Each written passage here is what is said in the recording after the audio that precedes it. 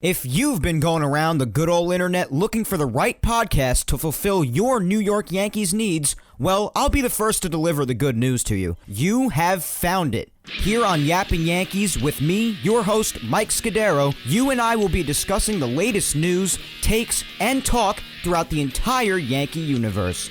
Oh, and there may be some ranting on my behalf. Yeah. Anyway, what do you say we get to it? Let's get to yapping! Well, hello there, my fellow Yankee fans, and welcome to episode 194 of the Yapping Yankees podcast, where we yap about the Yanks and nothing but those Yanks.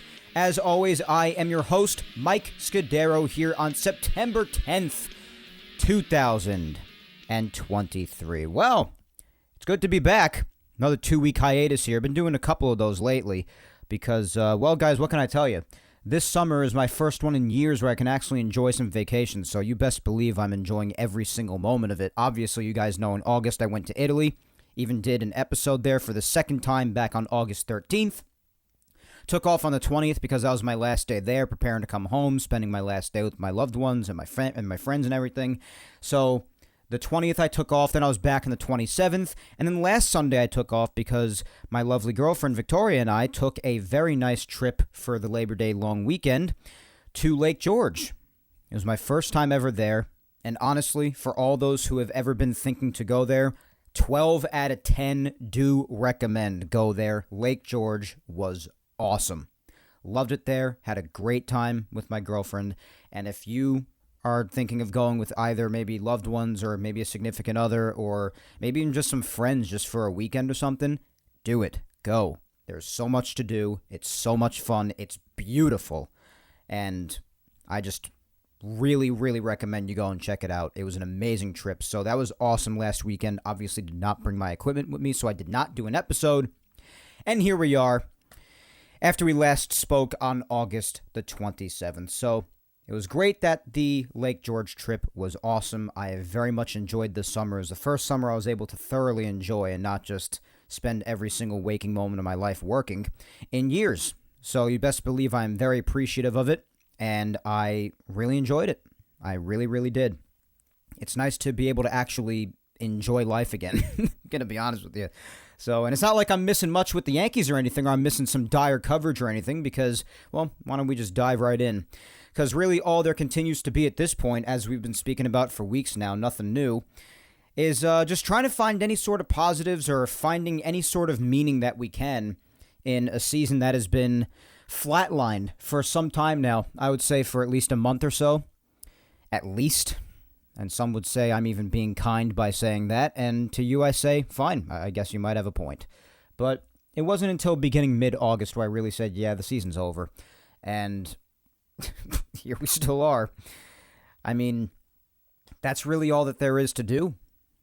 Here on September 10th still, there's only maybe a smidge over 3 weeks left of 2023 regular season Yankees baseball.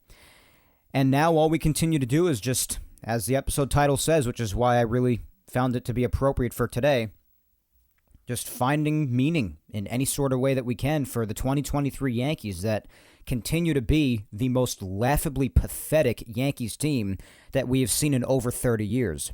That I've ever seen in my lifespan, because I'm only 26, so I never saw a losing season, even a losing regular season, even if you want to bring up the last bunch of years when they might not have made the playoffs, or if they did and got humiliated, eliminated in just embarrassing fashion. That still, in none of those, still didn't include any losing regular seasons, which was just like a forgotten concept for the Yankees and their fans, what it's like to actually have a losing season. Well, the Yankees are on a fast track to have that. They did get back to 500 for about a few seconds a few days ago, but they have since just sunk right back underneath it. I'd be shocked if they finish even at 500, let alone over it. I don't see a reason why they would, considering they just continue to show day in and day out how little it is they really just care at this point. It's just really evident that, especially on a day like today where they went 10 1/3 innings, being no-hit by the Milwaukee Brewers, before finally breaking through on a no-hit breaking game-tying RBI double by Oswaldo Cabrera, that they're just going through the motions at this point. They just don't care. They are mentally checked out. There was even a moment in today's game, and yes, I am recording at the end of the game. It's still going on, actually. It's about 4:55 at the time I'm taping, and the Brewers are winning 3-1 now in the top of the 12th. So the Yankees are obviously going to lose the game. I will be shocked if they don't. Obviously, not that it really matters whether they win or lose. The season's still over either way.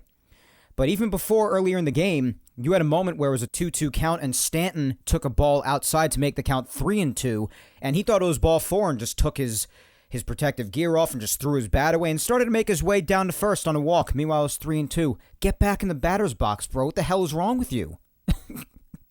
And this is coming from a Stanton defender who this year I've really lost the ability to be able to say much of anything positive about him because it's been that brutal. Even he has become impossible to defend. It's just really obvious that they're just checked out. Even on an awesome day like yesterday when you saw the Core 4 reunited, Derek Jeter taking part in his first Old Timers Day, which I was tweaking out over a couple of weeks ago. You guys probably remember how excited I was over it.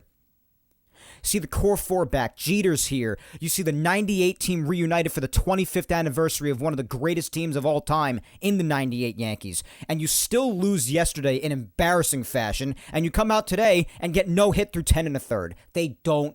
They're mentally checked out, folks.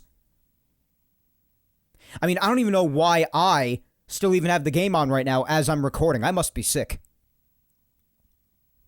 I even just said it before on Twitter. I was like, I still have a podcast to record. And here I am. They were losing 1-0 at the time. They just had allowed the first run in the top of the 11th. And still didn't have a hit because the bottom half of the 11th hadn't happened yet when Oswaldo got his RBI double. And I was like, I still have a podcast to record. And here I am still in my family room on my recliner chair and watching the game as if I'm expecting literally anything to happen or as if anything that happens in this game really even freaking matters. What the hell am I doing? What is wrong with me? Do I have an illness? Am I really that much of a masochist? Am I that much of a glutton for punishment? I guess we all are. Because so many of my fellow Yankee fans, and listen, I guess that makes us what so many people want to say in quotes, quote unquote, real fans. But, I mean, I guess we just don't get tired of the punishment because here we are still watching. Even as I'm recording in my room, game's on right next to me on my TV. I just don't understand. I mean, even with today's game, like I said, 10 1/3 innings being no hit, even with Gerrit Cole on the mound, who, by the way, just turned in yet another terrific start. This was the 23rd. You know, Paul O'Neill said this on the broadcast before, and I thank Paul for putting this out because it really is needed information that needs to be heard.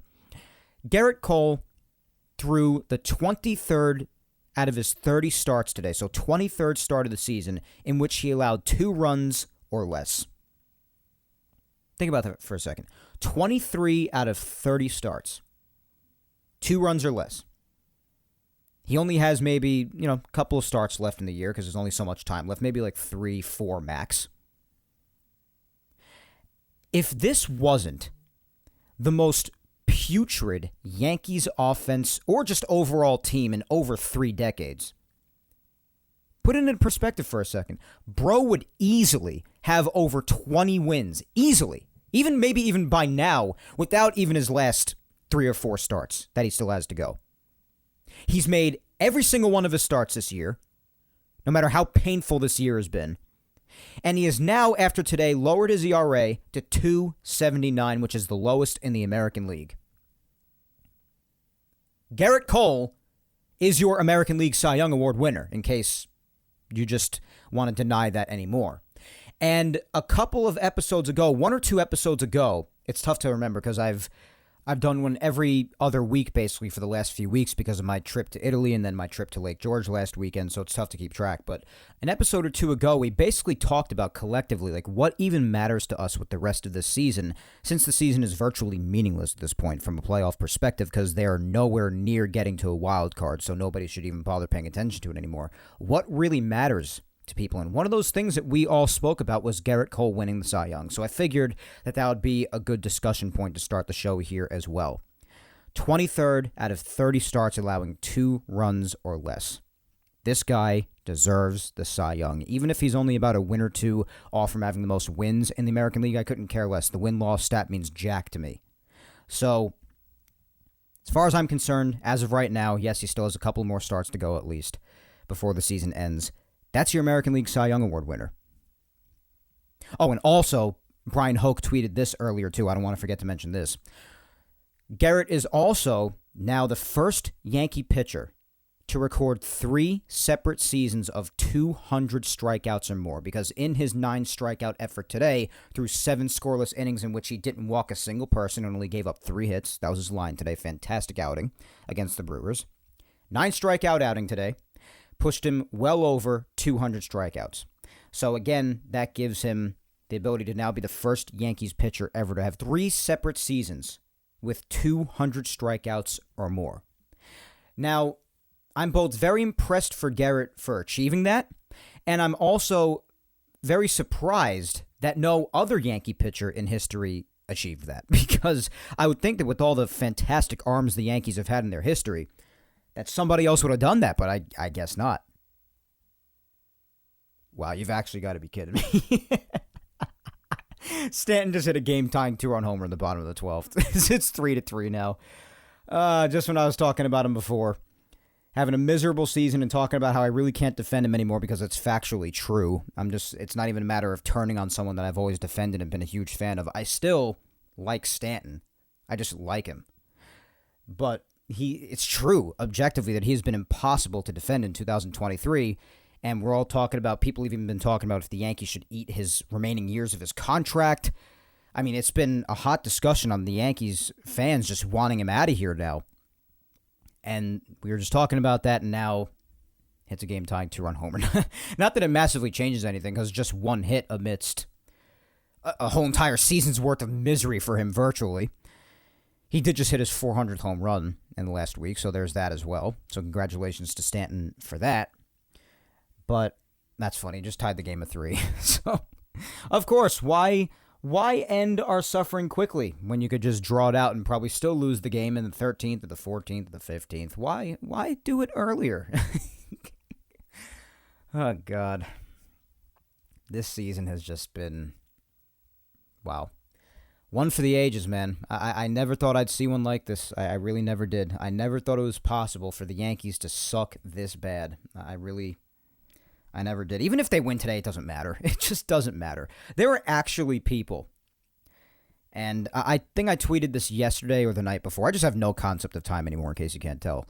But there were actually people of late, because in the last couple of weeks, the Yankees did win a couple of series, a few games worth against the Tigers, and they managed to sweep the Astros in Houston, which is really cool and deserves credit, because the Astros are still a really good team, and the Yankees cannot beat the worst of the worst. So the fact that they managed to sweep the Astros, regardless of where it is still very impressive and deserves credit.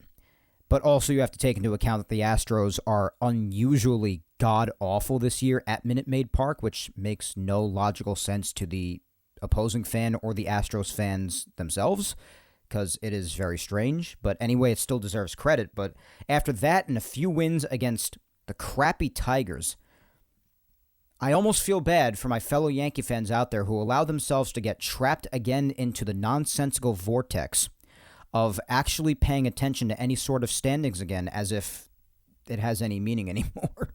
I mean, people were even saying, they have to go 18-5 in the last 23 games. Like, guys, come on. Are you really going to torment yourself like that? Like, yeah, I might be tuning into the game still like you are and putting myself through the pain and subjecting myself to the suffering, but in no way am I even thinking about any standings or thinking they have any sort of a chance for a miracle playoff run in the last 3 weeks here. Come on, that's just dumb. Come on. That's silly. It's silly. They lose today, they'll be swept at home against the Brewers. They have the Red Sox up next. What makes you think that they could beat the Red Sox, at least even the series, at 2-2 in the upcoming 4-game set at Fenway? Then the Pirates after that. That's an easier series. And they got the Blue Jays after that. You really think they could win a series against the Blue Jays? Then you got the Diamondbacks after that, who are also a few games over 500. Then you got the Blue Jays in Toronto. And you got an easy series to finish off the season in the Royals. But that series is going to be completely and utterly meaningless. I mean, come on. So, It's just silly. I mean, yeah, the Yankees have won some games in the last couple of weeks since we've spoken that gives them, some deserved credit, but to even be thinking about the wild card again, come on, guys. Why are you subjecting yourself to that kind of torment? It's just not even necessary. They're not going to the playoffs, guys. It's not happening. I don't care if they're not mathematically eliminated yet. I didn't care if they weren't mathematically eliminated back in early mid-August when I declared the season over. It's not even for the sake of being negative or pessimistic. It was just obvious what was going on in front of my very eyes, and I was calling it like it was. And here we are. It's basically the middle of September now in a couple of days, and it's still just as over as it was a month ago. It's just a matter of seeing what's in front of you, seeing the patterns, seeing that this is a truly bad team in every single way possible, and just coming to terms with the fact that this team is not only not going anywhere in the playoffs, but might not even make the playoffs. It's just a matter of accepting reality, which, as we all know, the Yankees front office, for instance, is notoriously horrific at doing. So we might as well be good at it so we could have that balance, I suppose.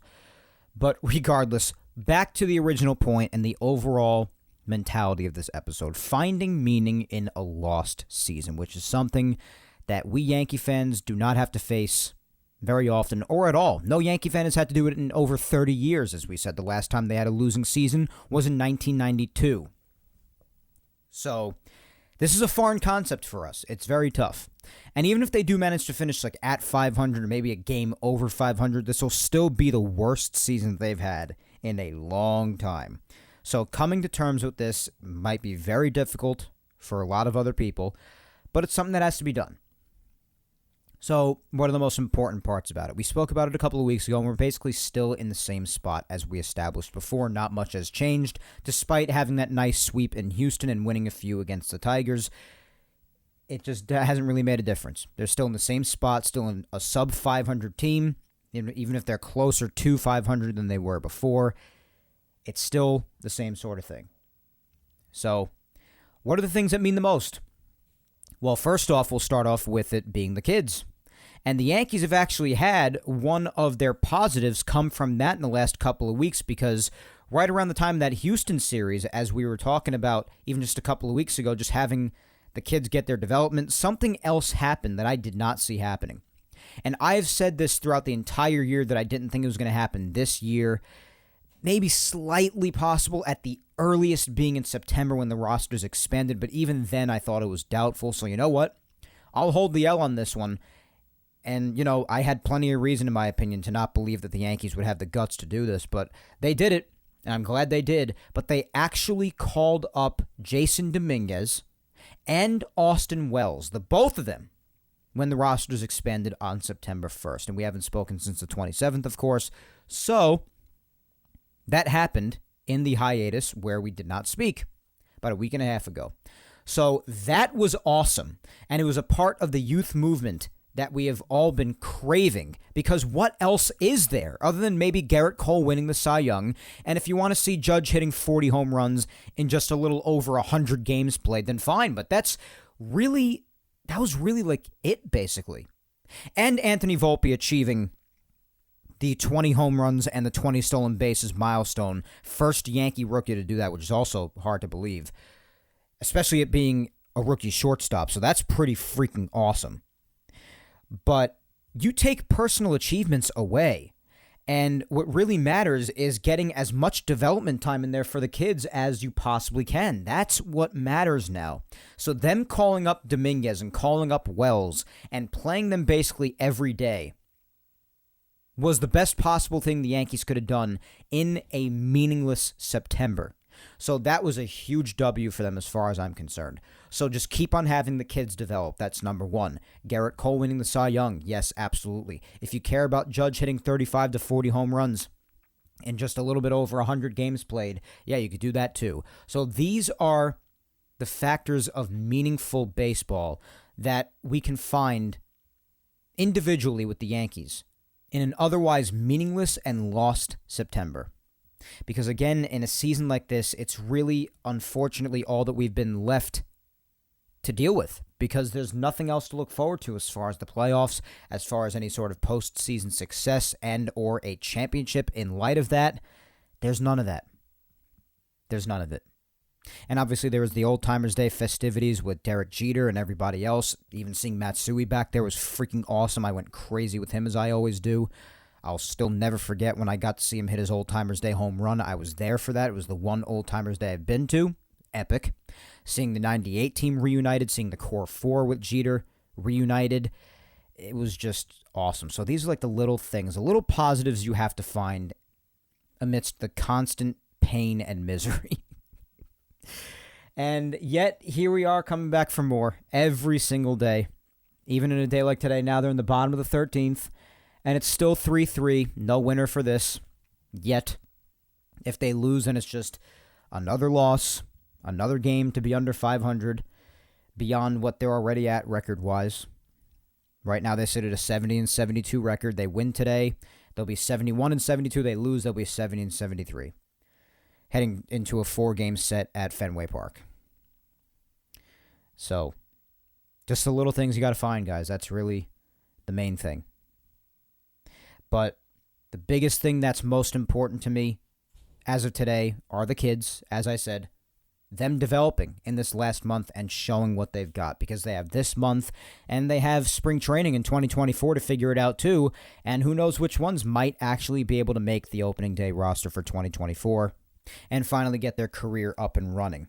That would be awesome. That's the main priority right now. And I guess it's a good segue into Yankees news, because when it comes to the kids being brought up and many other things happening, there actually was quite a bit that happened in these last 2 weeks, Yankees news-wise. So why don't we just get to that instead of, beating a dead horse over here, sounding like a broken record about how lost and meaningless this season is. It's been this way for weeks now. There's no need to just continue to go over and over and over and over and over. It's a quick way to get all of you to tune out. So, I want to keep you here, keep you entertained, keep you informed. So why don't we move on to some Yankees news and all the things that have happened in the last couple of weeks. Because like I said, even if it is a lost season, there are those little W's in there, those wins you can hang your hat on and be happy about. We'll start with what happened almost a couple of weeks ago already now, back on Tuesday the 29th. Which was the first thing that happened in the last 2 weeks. And this is one of those W's I was talking about. The Yankees actually, finally, you want to say too little too late, then fine. You are correct, and I would agree with you. But better late than never, I also say. The Yankees released Josh Donaldson. What a win there. Wow. I could not tell you how happy I was with this. Listen. I was one of the very many few who called this trade a disaster when it first happened. I was not happy about getting Donaldson, and I don't want to act like I knew that he was going to be this bad, because I didn't. I'm not going to pretend to think that. But I was not a fan of him being here because of all the talk that he had against Garrett Cole and all the problems that he was as an opponent, all the problems that he presented as an opponent. I did think it was good for the Yankees to have a villainous presence on the team, but I think there's a difference between villain and insufferable, obnoxious jerk. That's just my opinion. I did not think that was the kind of villain the Yankees needed. There are different sorts of villains that you can have that aren't completely insufferable the way Josh Donaldson always was prior to being here, and quite frankly, while he was here too. He was good offensively still before coming here. Even with the Twins, his numbers are still good, which makes his sudden decline even more baffling. Like I said, I don't want to pretend to say that I knew he was going to be that bad. I thought it was possible that he would decline because he wasn't getting any younger. I did make that very clear after the trade, but I did not think he would decline this hard. But how hard he did decline only gave more credit to my argument that that trade was a disaster. And here we are now, almost 2 full years later after that trade was made. And I can positively say that the Josh Donaldson aspect of it especially did in fact end up being an utter train wreck. The guy did nothing offensively here. His biggest moment was probably that grand slam in extra innings at walk-off, if you remember. And that's about it. His defense was pretty good here, but the Yankees did not take on a contract in the mid-$20 millions for just a good glove. They definitely expected some offensive contribution as well. Mr. Cashman being on that infamous tape of him saying, "Oh, we appreciate everything that Gio Urshela did here, but he's no Josh Donaldson." Give me a break. So, Cashman, as usual, the last few years, looking like an absolute fool after saying that with how this Donaldson thing turned out. And the Yankees finally put an end to an experiment that was obviously a disaster from jump. So, the Yankees could not have done anything better than finally doing this. The only way it could have been better was if it was done months prior. And that was it. An absolute nightmarish offensive season in 2022. And then 2023 also absolutely nightmarish offensively, but the most of it was missed with injury, which was a problem of his earlier on in his career. He was often hurt a lot. That did not rear its ugly head in 22. It reared its ugly head in 23. And even when he did play, of course, except for when the planets would line up and he would hit a home run, the offensive numbers were as putrid as you could possibly imagine in your wildest dreams. So finally, the torturous sentence of having Josh Donaldson in the back of our minds as Yankee fans is over. They released him. So that was the first piece of news. After that, heading into September, what teams usually do is sometimes, especially for expiring contracts, they'll place some players on waivers, and the Yankees actually did that to Harrison Bader. Obviously, Bader being one of a few expiring contracts that are done after this year who they did not manage to deal at the trade deadline because obviously we know the Yankees did nothing at the trade deadline. So, Bader was placed on waivers, and he had until September 1st to be picked up by somebody.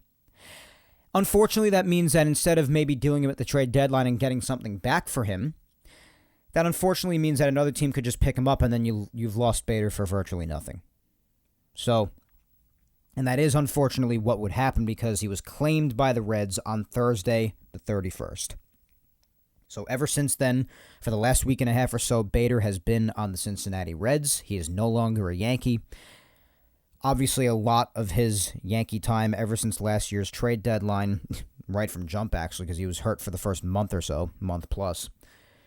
But Bader spent a lot of it injured.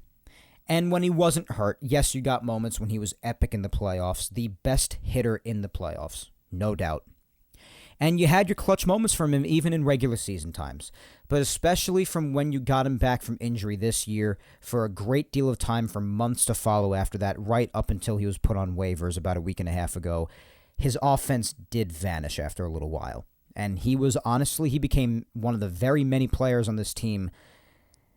It was a chore to watch him at the plate. He became one of many who made it that way for us fans. Just really difficult to watch try and hit a baseball at the plate. He became dreadful, like most of everyone else.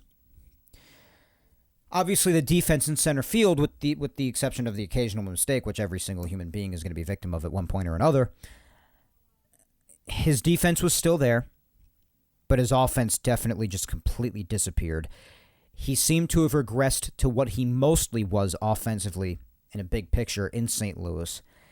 And they placed him on waivers as a result of it, contracting to be up after this year, obviously, as we know. People were talking about whether to extend him or not, if it was a risk with his injury history, and is it really even worth keeping him around? Well, that doesn't even have to be a discussion anymore because the Reds picked him up, and at least for the last month of the season, that's where he's going to be spending his time in Cincinnati, which is honestly better for him personally. I'm not even going to say just for personal preference. I'm just talking about from a baseball perspective because if you look at the National League wildcard race, the Reds are only a game and a half out of a wild card, so they're currently in a playoff race right now. So that's better for Harrison himself. But as far as what he would have wanted, and this is the part that makes me sad, this clearly was not what Harrison wanted. Harrison Bader loved being a Yankee, and it broke my heart because in the last interview he gave with Meredith and the media before he headed out of here when he got the news that the Reds had picked him up, he cried. And he got really emotional, talking about how much it means to him to have had the opportunity to put the pinstripes on, and nobody can take away the time that he had here. Nobody can take away from him that he got to play with the New York Yankees, which was his childhood dream growing up in New York. And it was heartbreaking. It was really sad to watch that interview. I almost got choked up myself because, you got to remember at the end of the day, no matter how hard you are on these guys, unless they're just completely horrible people, even off the field, then you can make your own choice about what you want to say towards them, what you want to think about them. But these guys are still human beings, especially someone who is as caring and passionate as Bader was about being a Yankee. Seeing a final interview like that is really heartbreaking because it's just sad to see someone like that so torn up about hearing that they're no longer playing for their childhood dream team. It was really sad to see. It really was. He got really emotional. And honestly, and some people were even saying, with how awful he was and whatnot, why are we even giving him this honorable send-off just because he was good in the playoffs for a couple of weeks? Guys, it's even more than that. Not only did he also have other moments that are definitely worth looking back on, both defensively and offensively, even if he did just fall off the map there for the last bunch of weeks he was a Yankee offensively, there are still plenty of things to be appreciative towards Bader for. And also, it just means something to us fans when we have a player who's a part of the organization who visibly shows how much it means to them to be here. And it's not just another team to play for.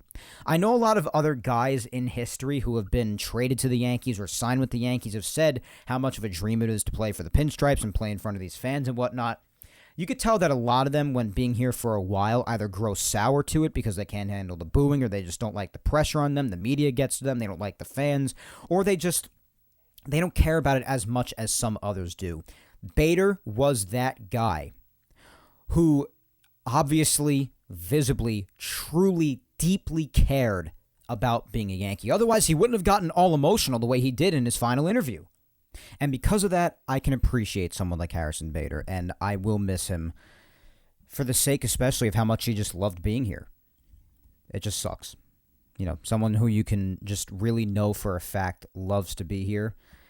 Sucks to lose someone like that, but I do understand also in the same breath that in the last few months here, he fell off. Completely fell off. He still had iconic moments when he came back in the regular season from his first injury, but then towards the end, this year, he just fell off a bit. So, in his last few weeks here, and it sucks. It sucks, but I still felt really bad for him in that interview. So I wish Harrison Bader nothing but the best for whatever happens for the rest of his career. Nothing but the best. The next day on the 30th, the Yankees, they actually released one of the two guys they got at the trade deadline, relief pitching-wise, Spencer Howard, who they got for cash considerations at this year's disgrace of a trade deadline. So just ended up releasing him anyway, so that's great, I guess. Also, on the 31st, the next day, as I did briefly mention before, Volpe did officially join the 2020 club. 20 home runs, 20 stolen bases, so congratulations to Anthony Volpe for again being the first Yankee rookie. That's crazy to imagine. To do so, that is an awesome accomplishment. Friday the 1st. This is the day that I mentioned with the roster expanding. The Yankees did call up Austin Wells and Jason Dominquez. They also did recall Randy Vasquez that day. And when it comes to Jason Dominquez, this is a little fun fact that was put out there. At 20 years and 206 days old, on his first day in the big leagues, of course, in his first at-bat, as we remember, in Houston, off of Hall of Famer, or will be definitely first ballot Hall of Famer, Justin Verlander, Dominguez hit a home run off him, as we know, which was iconic to see.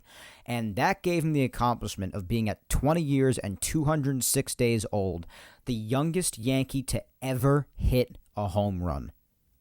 That's insane. These are a lot of young Yankee things being accomplished for the first time, which are hard to imagine considering how many icons the Yankees have had in their history. And you have guys like Jason Dominquez accomplishing this, being the youngest Yankee to ever hit a home run at 20 years and 206 days old. Anthony Volpe being the first Yankee rookie to be in the 2020 club, 20 homers, 20 stolen bases. It's pretty cool, considering all the icons that have played in Yankee history. And guys like Jason Dominquez and Volpe giving you some firsts. So that's pretty awesome. Again, for Jason, the first at-bat in Houston against Verlander. Absolutely unreal to even think about. Absolutely crazy.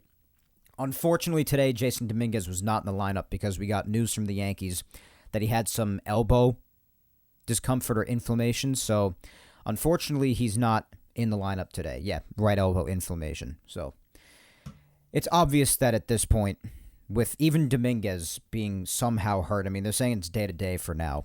And I assume we'll get an update once this game is over, which, by the way, I just realized just before, Kyle Higashioka actually walked it off. So in a game where the Yankees got no hit in 10 and a third innings, they actually win 4-3 and 13. That's actually pretty freaking hysterical. Now that I think about it, that's funny. Oh, my God, they actually managed to win this game. So they salvage a game in the Brewers series this weekend. They don't get swept.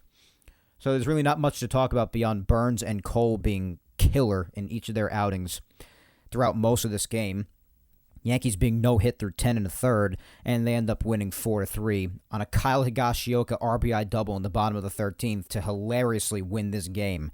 That's basically your recap of today. So that and Dominquez not being in the lineup. So that is very funny that they actually managed to get that win today. And as far as Dominquez, which I imagine we'll get an update on shortly with what's going on with him, but it's obvious that even with Dominquez dealing with injury problems, from who the hell could even know, God has abandoned the Yankees. Because if you don't even have Dominquez or even most of the young kids in there able to get their development amidst what's otherwise an already lost season, then that's just one more thing scratched off the list as far as finding meaning throughout all this crap. Unbelievable. Oh, my God. See, I'll be sure to give you a Dominquez update whenever we get one. I'm sure you'll already have him by the time you're listening to this, but at the time I'm recording right now, there's nothing else beyond him just having elbow inflammation, and it, for now, I guess, being day-to-day. But, again, his home run off Verlander, making him the youngest Yankee to ever hit a home run at 20 years and 206 days old. That is crazy. For his first home run to be off Justin Verlander in Houston, who just returned to the Astros, that's insane. Absolutely insane. So that was awesome to see from Jason.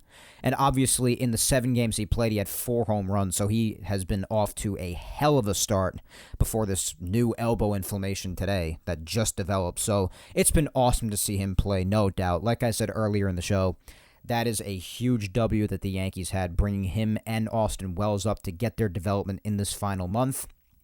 I hope this elbow inflammation thing ends up not being much so he can get right back out there and continue to develop. But in any event, that was freaking awesome to see. Made history with that. Aaron Judge also made history that very same night. He hit his 250th career home run already, and that actually made him the fastest player to 250 home runs in Major League Baseball history, doing it in just over 2,900 at-bats. I think it was like 29-17. That's insane. Absolutely crazy. So both Judge and Dominquez doing something pretty damn cool Friday night with a couple of their own home runs. Judge being the fastest to 250 and Dominquez being the youngest Yankee to ever hit a home run. That's crazy stuff. So cool history being made on Friday night, the same night that the rosters expanded and the Yankees got to call up Austin Wells and Jason Dominquez. And Austin Wells also got his first Major League hit that night as well in his first at-bat. So that was awesome. Just a lot of good feeling going on that day when it comes to the kids and calling up more and seeing more development and seeing more promise for the future. That's really all that matters at this point, maybe except for another couple of things, if that. On Sunday, Ian Hamilton returned to the injured list with a groin strain, so they recalled Greg Weissert after that. So Ian Hamilton down with injury again, not the first time this year that happened. On Tuesday, the Yankees had to make a tough decision regarding Anthony Rizzo, and this decision, as crappy as it is the right one. They did decide to shut him down for the rest of the year. And there really is no point in bringing Anthony Rizzo back or rushing him back in a year that's meaningless anyway, with an injury that clearly had a great effect on him, making him have the worst numbers in his entire career in a 2-month stretch following the collision with Fernando Tatis Jr. because his brilliant medical staff came to the conclusion ultimately that it does root back to potential concussion issues that he has after that collision. So post-concussion symptoms for Rizzo for those 2 months, obviously leading to that horrible gameplay that he did, and we all had a feeling that something had to have been up. I mean, something had to have been, because we had never, ever seen Rizzo that bad or even heard of him being that bad ever in his career. We were talking about that for weeks. Even I was talking about a few weeks after it happened. I was like, these are worse numbers than we have ever seen Rizzo put up in his entire baseball career, going back to when he first started with the Cubs over 10 years ago. So it was just, it's the right decision.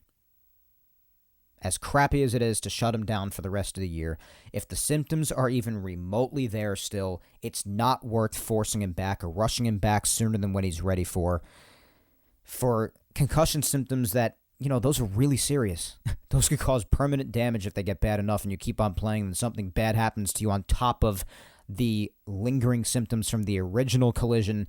That could be catastrophic. So just give Rizzo the rest of the year and the entire offseason to rest up. Hopefully, he'll be back to normal by 2024. These are just the kind of cases the Yankees have to deal with on a regular basis because of the luck they have with injuries. This is it right here.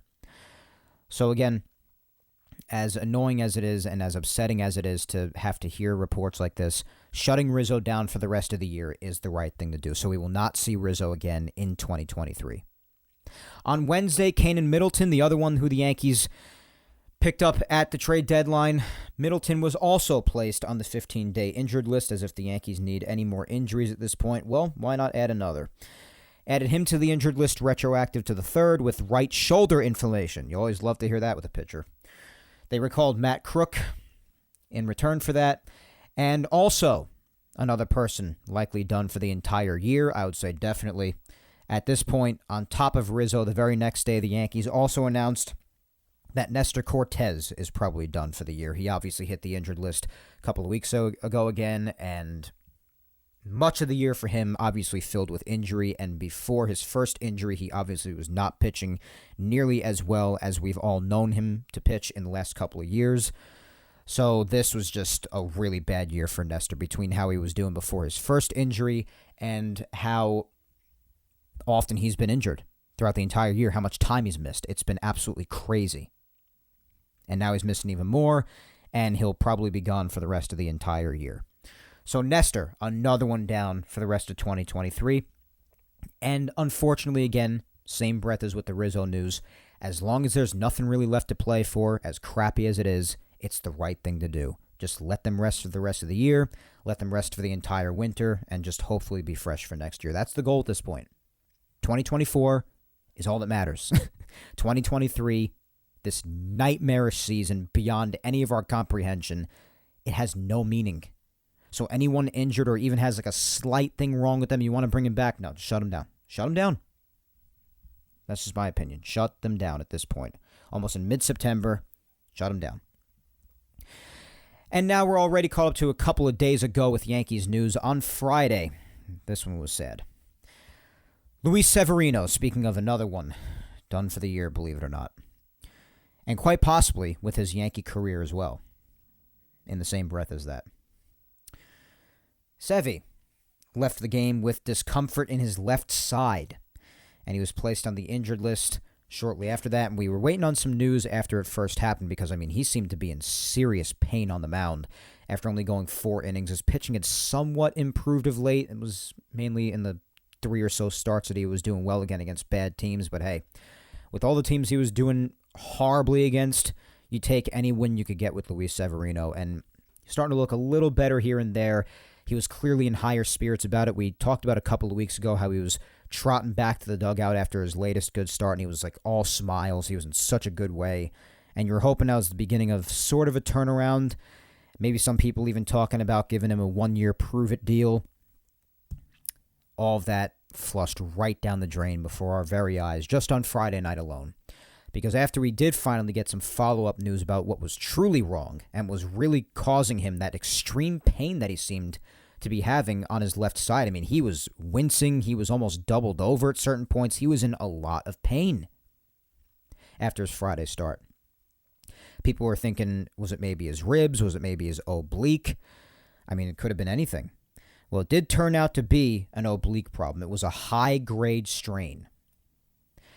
And because of that, obviously, especially because of the time of the year, he is easily done for the rest of the year.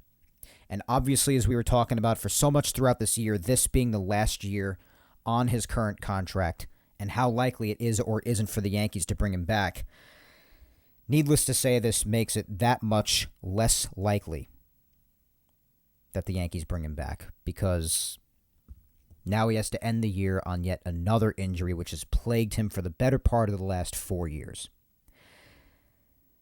And to cap it all off, as if you're not feeling bad enough for the guy because he just can't stay out there. And most of the time that he was out there, he was an absolute nightmare this year. A nightmare. Statistically amongst the worst pitchers in the entire sport. He addresses the media after the game.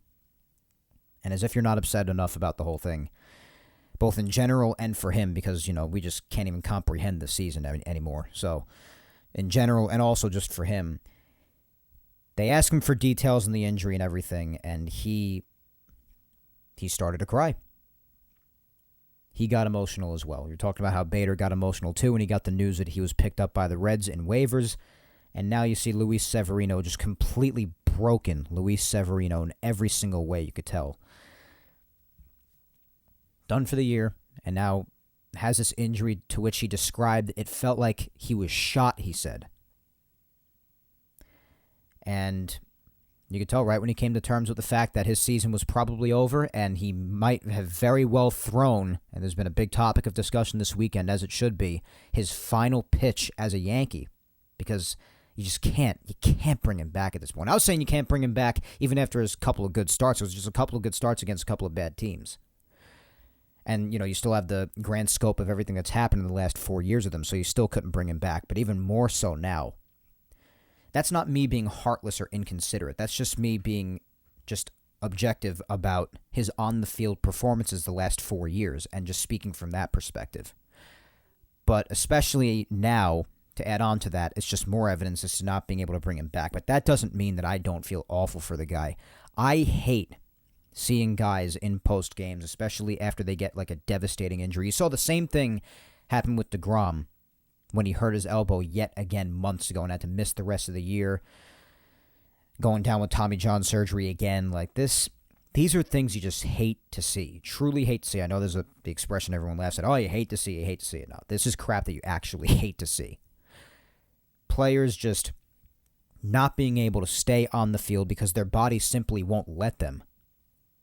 No matter how much they want to be out there and how badly they want to just get back on track and stop pitching badly like Severino was doing so much for the last couple of months since his return.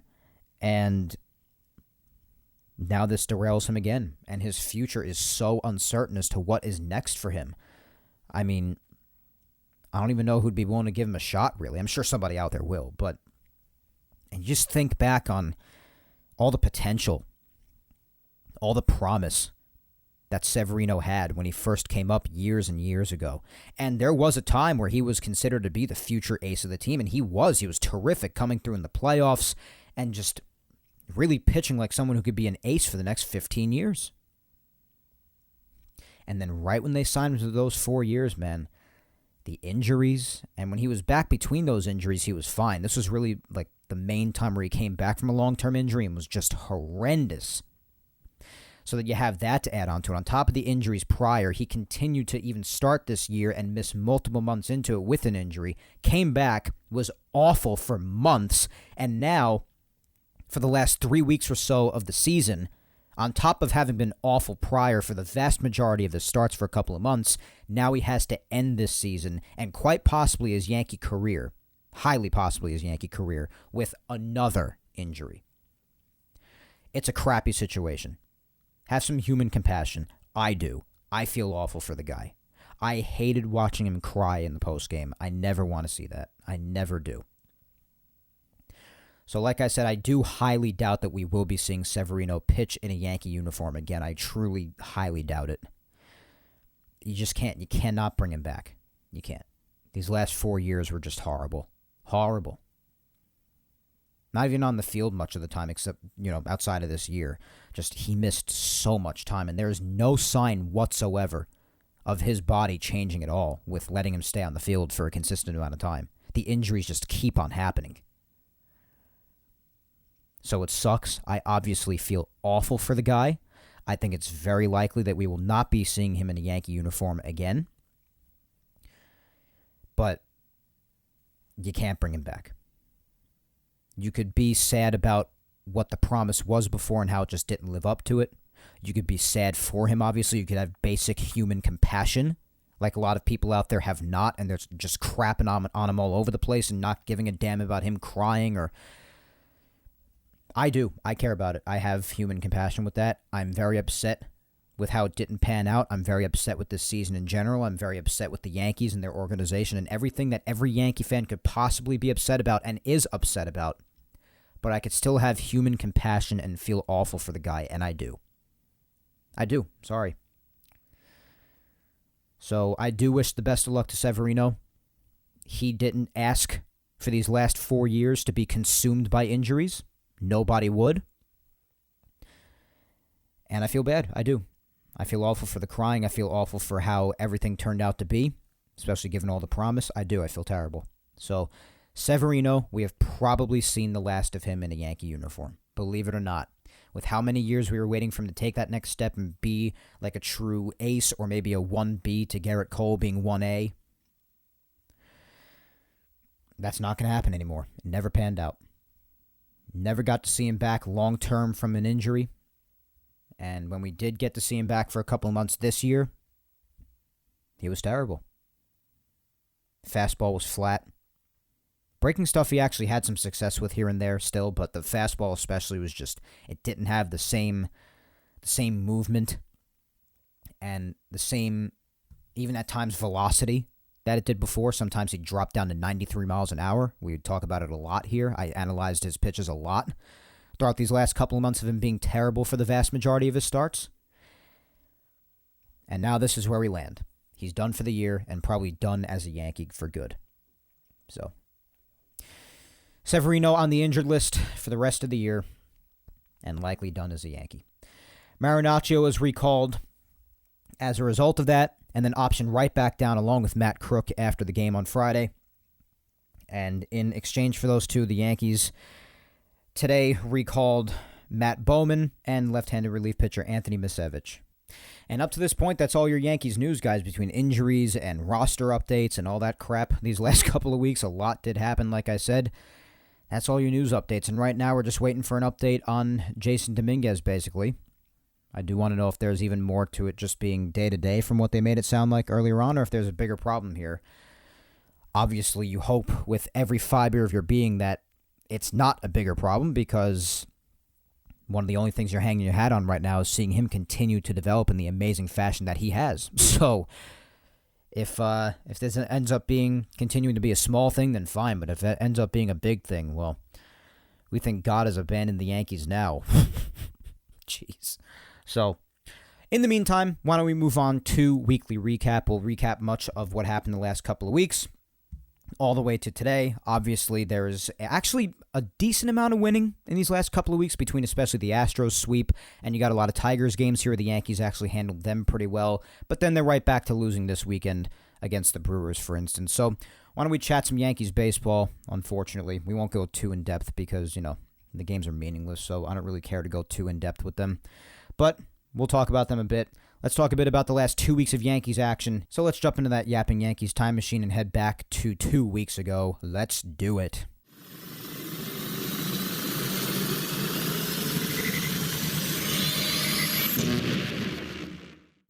Wow.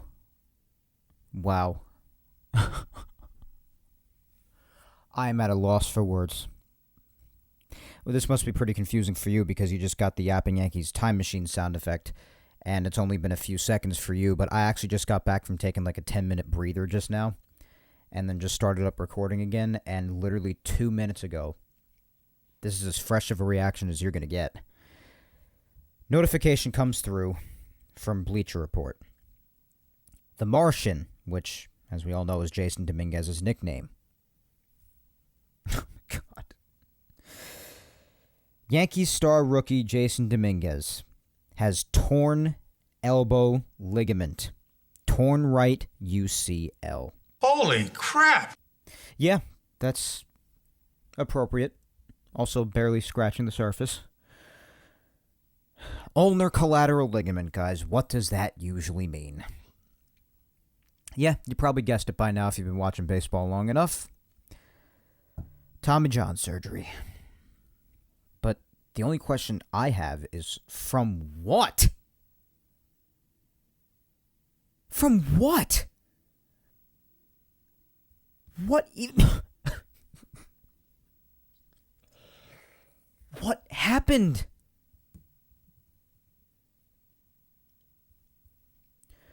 So much for what I was saying before about it hopefully not being anything big, because that would really just drive a dagger into one of the most important things left in a lost season, being the development of the kids. Wow. And I said that God has abandoned the Yankees before, when it was still just elbow inflammation. Oh my God. So yeah, Jason's done for the year. After a fantastic first week where he hit 4 home runs, had an OPS barely under 1,000 in his first week in the big leagues. Can you even make it up anymore? Go ahead and try to tell me with a straight face that this team is not cursed. I dare you. You'll fail, because nobody could possibly say that with a straight face. Holy crap. Like, this is like surreal. I'm sorry for all the long pauses. It's not good for audio, radio, podcast content, but I mean, can you blame me? I don't believe it. Jason Dominquez, what from? I couldn't tell you. Has a torn UCL. From what? Oh my God. This season's got to end. It's got to end. Please. Enough. I beg. Enough with 2023. Enough. It's even taking away a 20-year-old young phenom from us. Oh my God. Jason was one of, probably the biggest thing I was excited about for this last week. That we were all excited about for this last week heading up to the end of the season, where almost nothing else matters. You also have the other kids, Peraza, Pereira, Wells, and Volpe himself. Even Cabrera, who's been back, them developing, I guess. But, Jason was the biggest one with the most attention around him the last week, especially given how he has started his career in his first week. Oh, my God, this is catastrophic. Oh, my God. I cannot believe this. I can, but I can't. Oh, my God. Now, I know that position players usually don't take as much time as pitchers do when they get Tommy John, but I'd have to imagine this is at least 6-7 months. I have to imagine. Holy mother of God, bro. I am out of words. I don't know what else to say. I don't know what else to say. Other than this season desperately needs to come to an end as soon as possible. I never say that about baseball, but you know what? Of all the crap we have had to endure with the Yankees in 2023, I'm sorry, guys. This is the straw that has broken the camel's back. I actually want this Yankees season to be over. That is the first time in my 16 years watching the game, being a diehard Yankees fan, that those words have left my lips. I want this season over.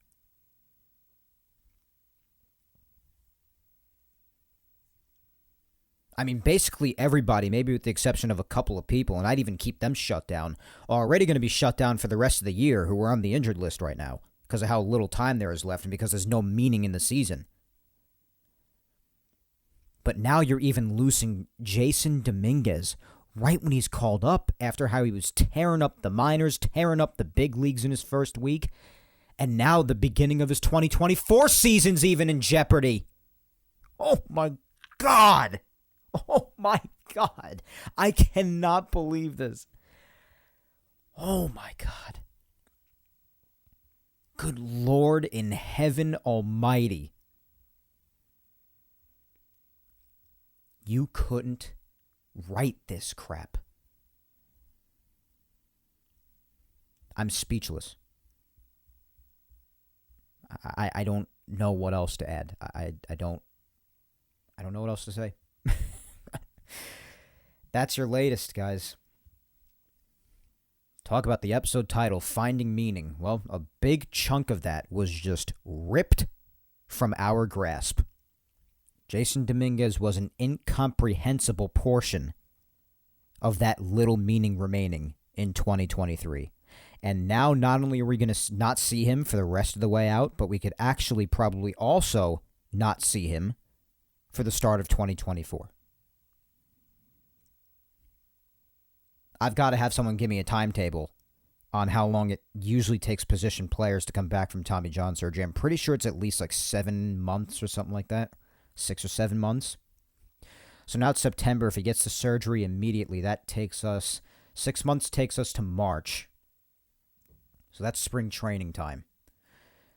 And then assume he has to get up and running after that. Maybe he could be back in April or May. Maybe. But even so, that's after having to miss out the last few weeks of him tearing it up here already. And then him still missing a month or two next season, even in that case.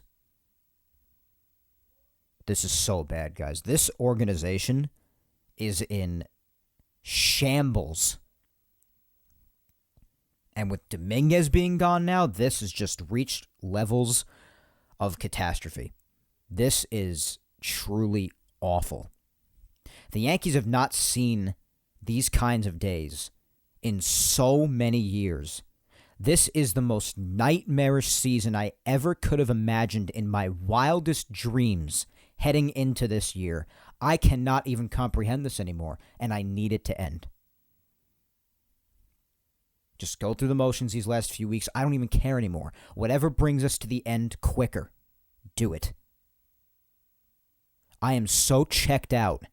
I'm more checked out than the Yankee lineup is, and that's hard to say, even though they did have a nice win there ultimately. A funny win, I should say. Not even nice, just funny. 10 1/3 of no hits at all, and then managing to pull it out, and extras winning 4-3. That's funny. But I am just checked the hell out, man. I'm done. 2023 season has got to end. All right, let's just breeze through these last couple of weeks of action that we... God almighty. I don't even want to do the rest of the show. I'm being totally honest with you. After reading that news, I just want to stop doing the show. I am so checked out at this point. And in about an hour, obviously this weekend, it's the first weekend of football, which already has a lot of attention from baseball, especially in New York, being taken away. Because not only are the Giants and Jets both supposed to actually be good this year, but the Yankees and Mets, why stick around with them? They both stink. So that's that much more of an excuse for people to not watch. And I'm actually interested in seeing what the Giants do tonight in Week 1. As you all know, I'm a Giants fan, or at least most of you probably know that I'm a big Giants fan. So after seeing this news, I'd rather just wait out for the Giant game rather than just do the rest of this episode, because I am so discouraged, upset, sad, lost, and checked out at this point. I don't even know what to say. Okay, the first game of the 4-game set in Detroit from a couple of weeks ago. The Yankees won this one 4-1.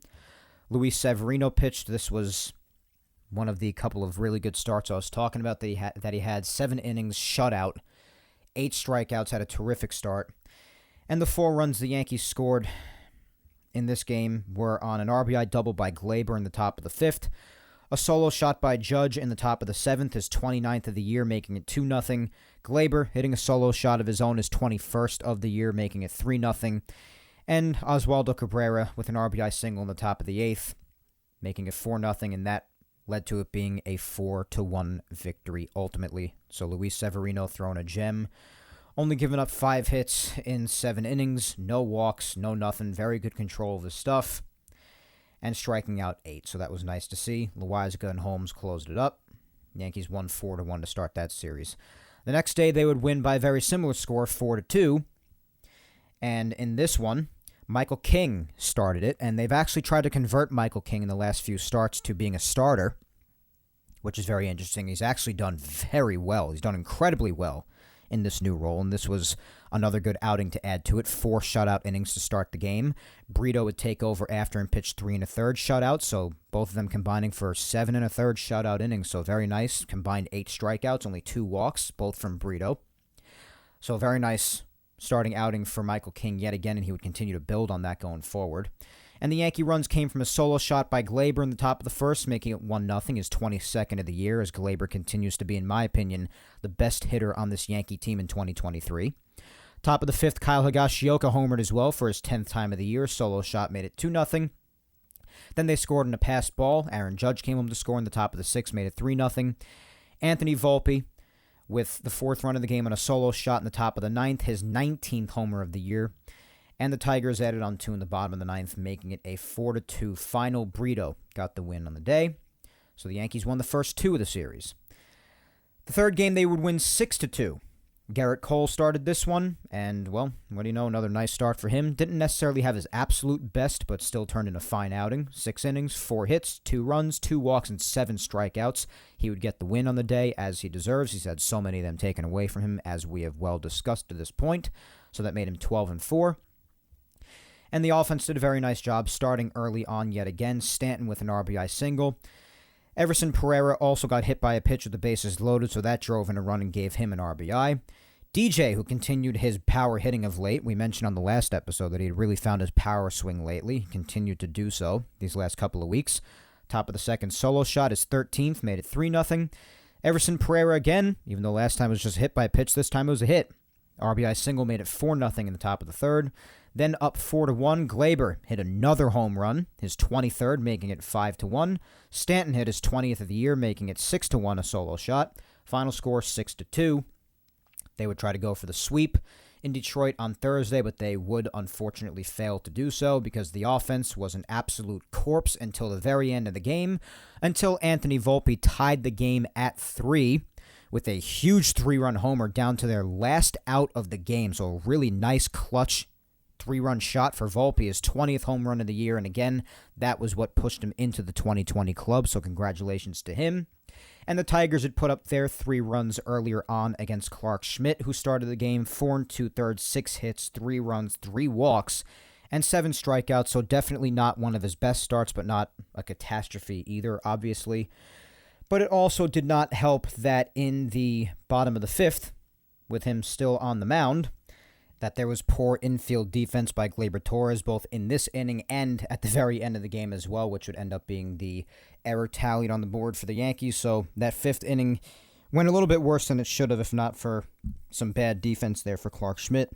But then Anthony Volpe tied it up, and the Yankees, of course, would end up losing in the bottom of the 10th after they failed to score in the top of the 10th because the Yankees can't buy runs for most of this season, as we know. But, throwing error by Gleyber Torres to end the game, and a brutal one at that, with Jonathan Loaisiga on the mound. So he would take a loss for that, even though it wouldn't hurt his ERA because it was the ghost runner that scored. But a really horrible throw by Gleyber to end that game, and the Yankees could not complete the sweep. That was when they would move on to Houston over the weekend. So a nice series in Detroit, I guess. 3 out of 4 is fine. And it was a wonderful series in Houston. This is really the series that got people looking back at the standings. And while I was really hyped at how the series went there, definitely wasn't looking at no standings. I wasn't being fooled on an overall basis. But on Friday, this is the big day on September 1st when Jason Dominquez homered in his first at-bat ever off of Justin Verlander of all freaking pitchers. And Aaron Judge hit his 250th home run. They would win 6-2 convincingly in Houston. And again, I understand the Astros have been brutal at home this year, but credit where credit's due, man. Still sweeping on the road, given the kind of games and series that the Yankees have inexcusably lost this year. You want to make believe this is no big deal, especially considering the kids were up and doing amazing things. I consider this to be a big deal, even if I still, in the same breath, acknowledge that the season is over. I mean, both can be true. So, starting this game was Carlos Rodon. He went 5 innings, allowing 3 hits, 2 runs, 1 walk, and 4 strikeouts, so not the best of starts, but the offense continued to have his back, so he did get the win on the day, making him 2-4 in a season since he's gotten back from injury that has been pretty freaking awful for him.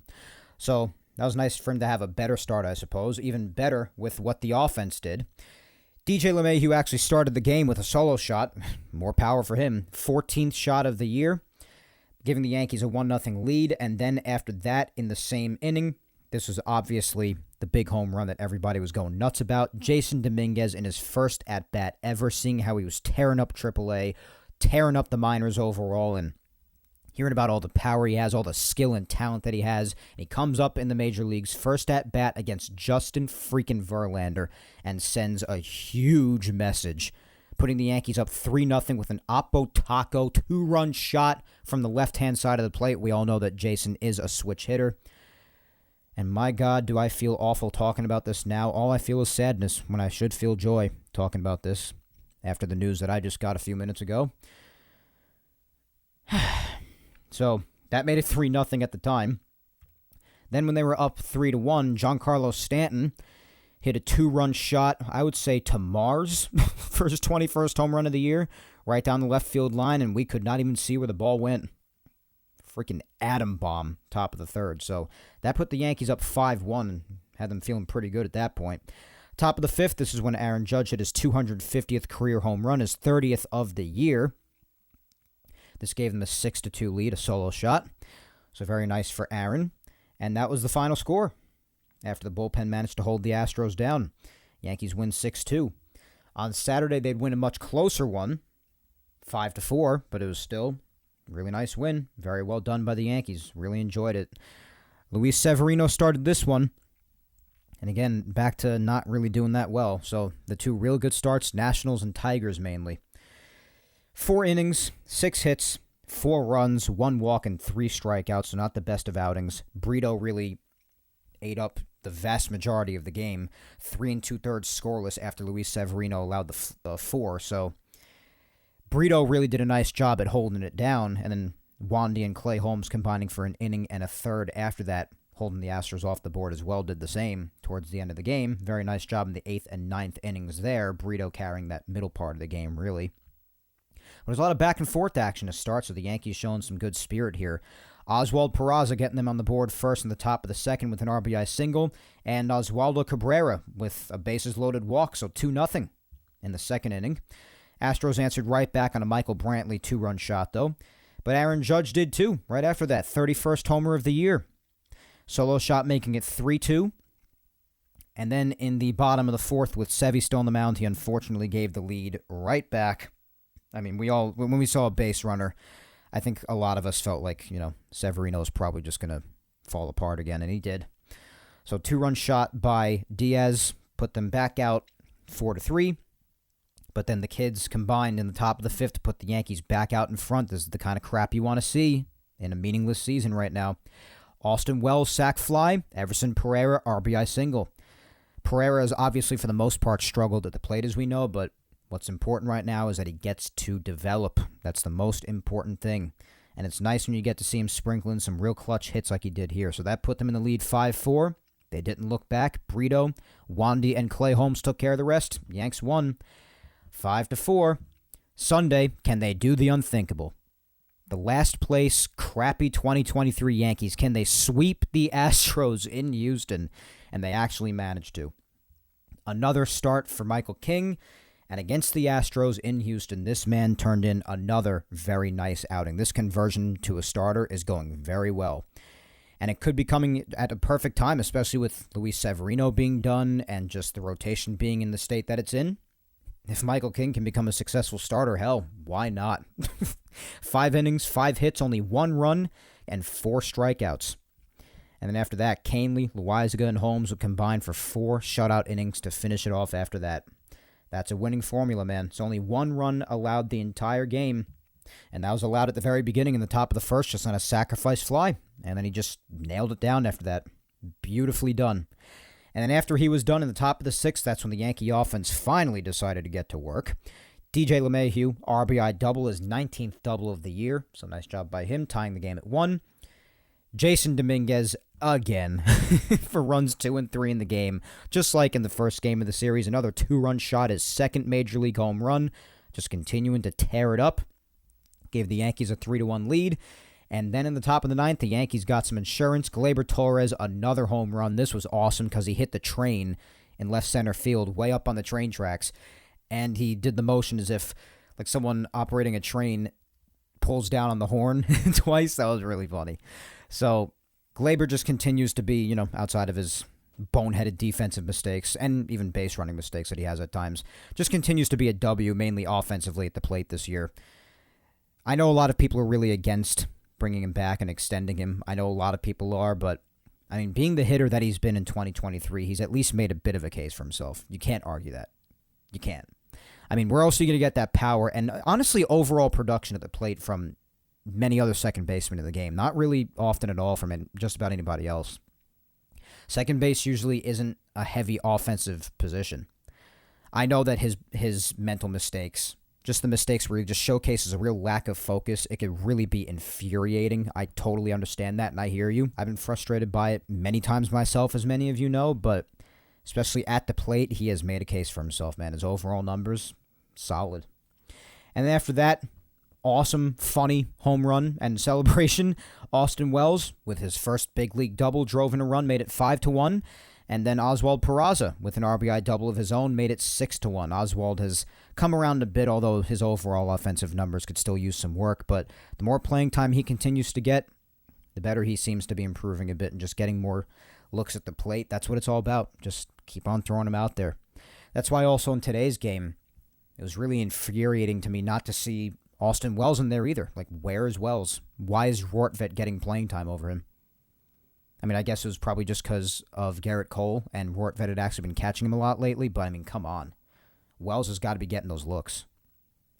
Even later on in the game when Bauer's pinch hit for Rortvedt instead of... I was like, where is Austin Wells? Like, what the hell?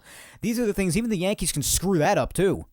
Even when it just doesn't even matter, when it's obvious as to what they should do, you need to take any chance you could possibly get to get the kids as many looks as possible. You even botched that. So stupid. But anyway, the offense did get to work in the second half of that game, gave them the 6-1 victory and a really unexpected sweep in Houston. That was awesome. That was a really, really nice weekend, and especially having just called up Wells and Dominquez on top of the recalls that they had before, being Oswald Peraza, and then calling up Pereira for the first time, and now calling these two up, and having that happen all weekend, sweeping the Astros in Houston, and interrupting their race for first place in the AL West at the time. That was great. Even one of the other things that I mentioned, as in a meaningless season, just trying to find any sort of meaning and positive that could come out of it, one of the things that I mentioned was, the Yankees never really find themselves in this position. They usually have this being done to them because they're usually the ones in contention. But a lot of times I feel like a lot of teams who are out of it have really just played the Yankees extra hard to give them trouble in their contention race, whether it be for a wild card or the division. Now the Yankees could do that for others, and I feel like that's what they did with the Astros, and that was really funny.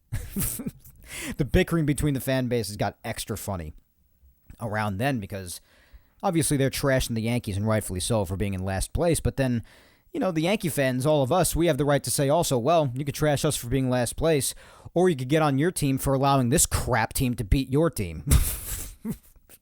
Both valid points. It was just a fun weekend.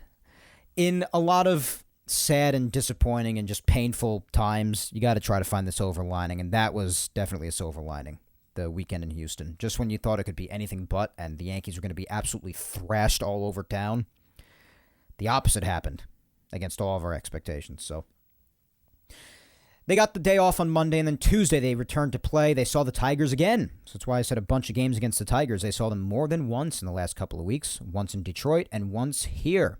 So they returned to the Bronx. Garrett Cole got this first start, and again, not having his absolute best because he did give up 8 hits in 6 innings, but he did manage to keep them off the board and only allowed 1 run, so mainly kept them off the board. Didn't walk anybody, so that's good as well, and struck out 7. And he would still get the win on the day because the Yankee offense would get into action and take the lead right when he was done, so just in the nick of time to ensure that he would get a win, which he definitely deserved, because he still battled through it. I appreciate that, and that's another real sign of an ace, as we've spoken about many times. It's a real characteristic of an ace. So, didn't have his best, but still battled through for 6 innings and 1 run. Granted, it is a crappy Tigers team, but listen, everybody's got their bad days, and he still made the best of it. Yankee offense obviously was really quiet, though, for most of it, outside of a solo shot in the bottom of the first by DJ.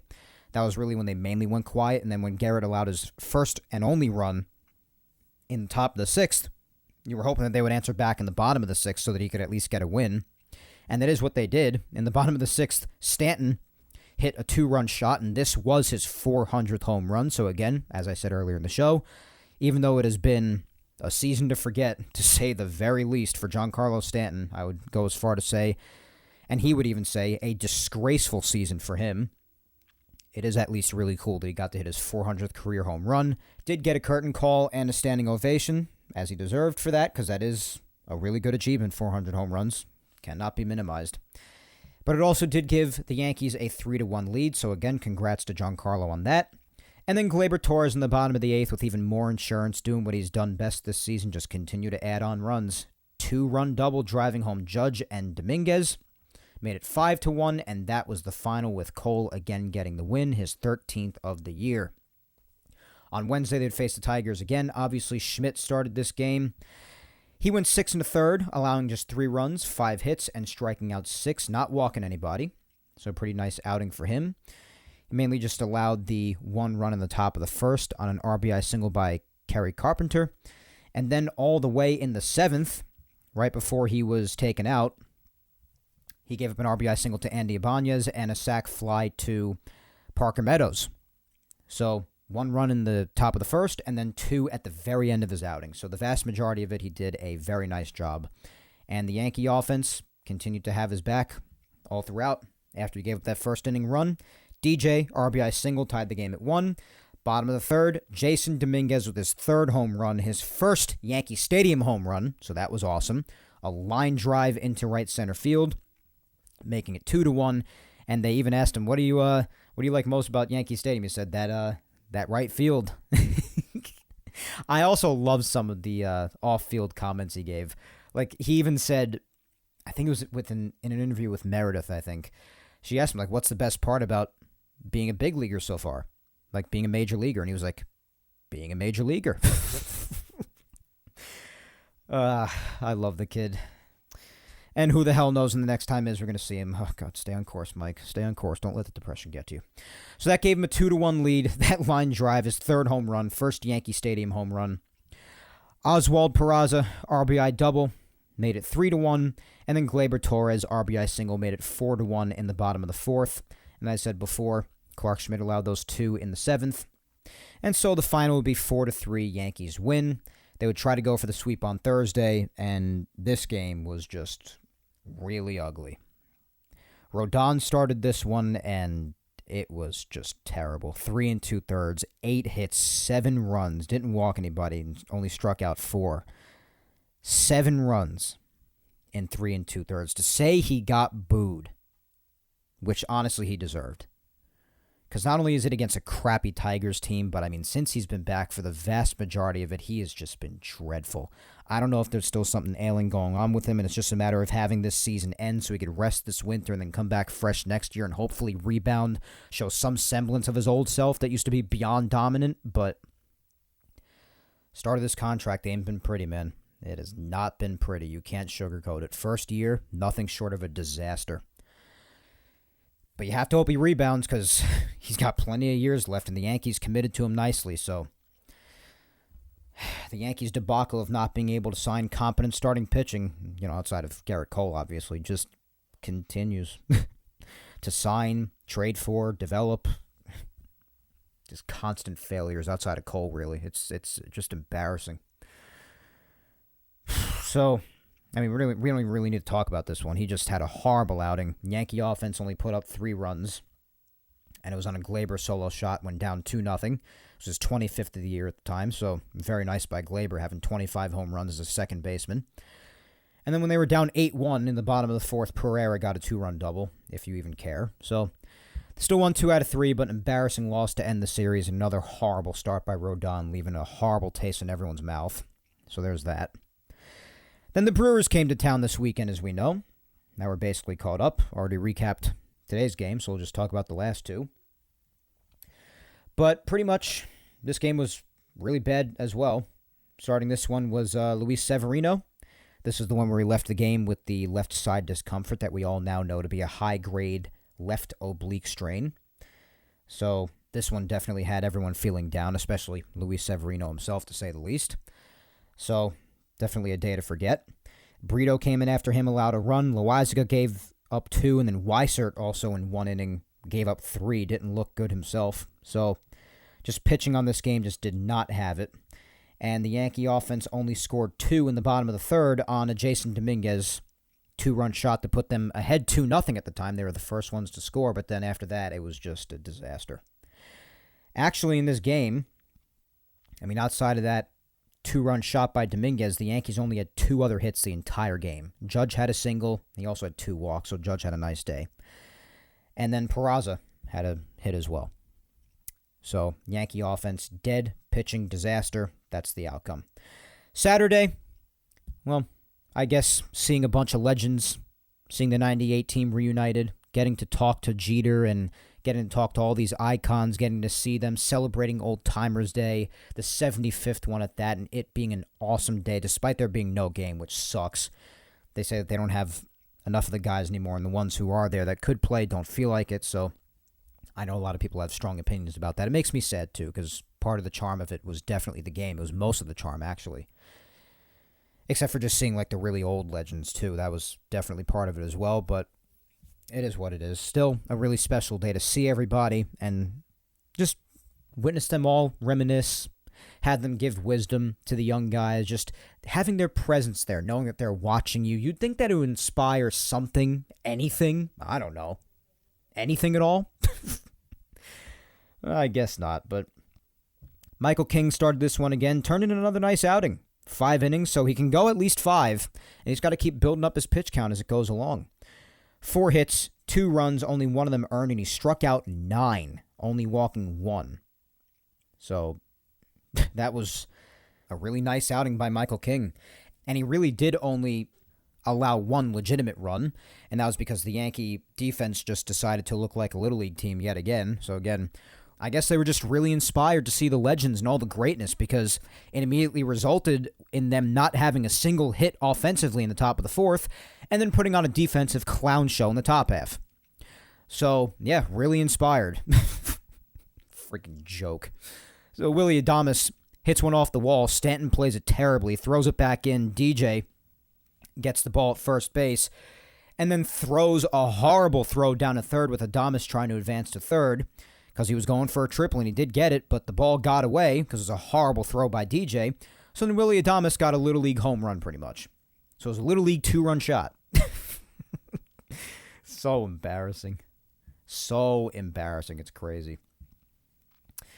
But then in the bottom of the 4th, thankfully, the Yankees miraculously managed to tie it up. Anthony Volpe, RBI single.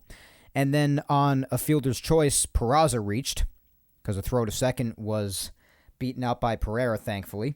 So Giancarlo came home to score on that as well. So that tied the game at 2. But then I guess they just didn't really feel like playing all that much afterwards because the bullpen collectively collapsed. The offense died. Loizaga, surprisingly, in 1 inning of work, actually just kind of fell apart. 5 hits and 3 runs, giving up a home run as well. Matt Crook did an absolutely horrible job. So combine that, them giving up a combined 7 runs, and the offense just dying. Obviously not much is going to get done. So that's 2 losses in a row now, even after Old Timers Day, which stinks, always. It's really embarrassing for the Legends to be there and watch that crap. So not a fun experience, especially given the fact that after Thursday, the Yankees had actually managed to fight their way back to being a game over 500, and now, coming into today, they were 2 games back under. So, that's the way it goes, I guess. But nonetheless, today's game, like I had said before, no need to really recap. 10 1/3, the Yankees were no-hit. Garrett Cole getting another undeserved no decision. No surprise there. No surprise by the no decision. And yet they hilariously still managed to fight their way to a 4-3 victory. All runs scored in extras. 1 in the 11th, 2 in the 12th by each.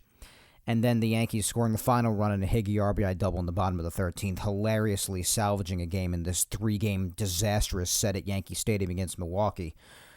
As the Yankees still find themselves a game under 500, heading into a 4-game set against the Red Sox, which leads me into what's ahead for this coming week. Not that it really matters from a meaningful standpoint, especially given the fact that Dominquez is not going to be around anymore. That makes it even more meaningless than it was already before.